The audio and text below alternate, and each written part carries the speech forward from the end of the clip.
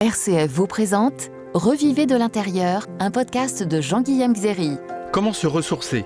Où trouver le chemin de la profondeur? C'est quoi la croissance intérieure? C'est quoi la différence entre le psychologique et le spirituel, entre la méditation et la prière? Si vous vous posez ces questions et beaucoup d'autres sur votre intériorité, ce podcast est fait pour vous. Pour écouter l'intégralité des épisodes, rendez-vous sur rcf.fr, l'application RCF et les principales plateformes de podcast. Retrouvez également le livre Revivez de l'intérieur, paru aux éditions du Cerf. Dans quelques minutes, il sera 8h et comme chaque matin, c'est le point de vue du jour. Et ce matin, c'est avec Stéphane Vernet. Bonjour Stéphane. Bonjour Pierruc, bonjour Lucille. Rédacteur en chef, directeur de la rédaction de Paris du quotidien Ouest France. Et Stéphane, ce matin, c'est un coup de gueule que vous voulez pousser. Oui, un hommage national sera rendu à Robert Badinter ce matin, place Vendôme à Paris.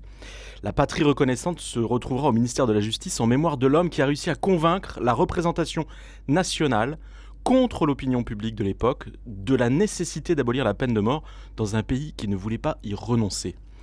Ce devrait être un moment de concorde nationale. Il se tiendra pourtant sur fond de polémique politicienne, la famille de Robert Badinter ayant demandé à ce que le Rassemblement national et la France insoumise n'y soient pas représentés. Alors, le Rassemblement national, parce qu'il est l'héritier du Front national, un parti dont Robert Badinter a combattu les idées toute sa vie, dénonçant les provocations antisémites et négationnistes de ses militants et dirigeants, dont celle de Jean-Marie Le Pen. La France insoumise aussi, parce que plusieurs dirigeants de ce parti se sont récemment vautrés dans des provocations à caractère antisémite, avec des propos ambigus et des tweets sans équivoque après les massacres du 7 octobre en Israël. La plus élémentaire décence voudrait que ces deux familles politiques respectent la demande formulée par la famille de Robert Badinter. La surprise, pour ne pas dire la consternation, vient du fait que le Rassemblement national l'a entendu et accepté cette demande, quand la France insoumise fait la sourde oreille. Hier, Marine Le Pen s'est fendue d'une courte déclaration assurant que personne du RN n'assistera à la cérémonie de ce jour, en précisant qu'elle ne voulait pas polémiquer. Les insoumis, eux, ont décidé de passer outre, toute honte bue, en annonçant qu'ils y enverront 2 députés, tout en critiquant la requête des proches de Robert Badinter.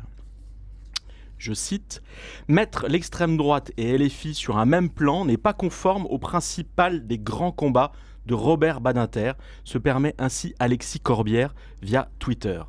En 1981, poursuit-il, Le Pen était pour la peine de mort alors que les insoumis sont les héritiers du long combat abolitionniste. Ne brouillons pas les repères historiques, écrit le député LFI de Seine-Saint-Denis, par ailleurs professeur d'histoire. En plein déni, cet ex-proche de Jean-Luc Mélenchon fait comme si de rien n'était. Comme si les insoumis n'avaient pas fait la démonstration, depuis le 7 octobre, qu'ils sont aussi les héritiers d'une extrême gauche française viscéralement antisémite, qui a prospéré au XIXe siècle avant de se fondre partiellement dans l'extrême droite, à partir des années 30, puis de se compromettre dans la collaboration. On est là aux antipodes de la gauche de Robert Badinter. Alors plutôt que de s'interroger sur les dérives qui les guettent, ces insoumis préfèrent soupçonner les gardiens de la mémoire de Robert Badinter de vouloir brouiller les repères historiques. Mais qui brouille les repères historiques dans cette histoire? Et pourquoi le font-ils? Peut-être pour ne pas avoir à se poser la question de ce que les insoumis sont en passe de devenir, à force d'outrance, de conflictualisation à tout crin et d'obstination dans le sordide. Et voyez-vous, je trouve ça bien triste. Merci beaucoup pour ce coup de gueule, Stéphane Vernet, ce matin. Je rappelle que vous êtes directeur de la rédaction de Paris du quotidien Ouest France. Vous êtes bien à l'écoute de RCF, il est 8h.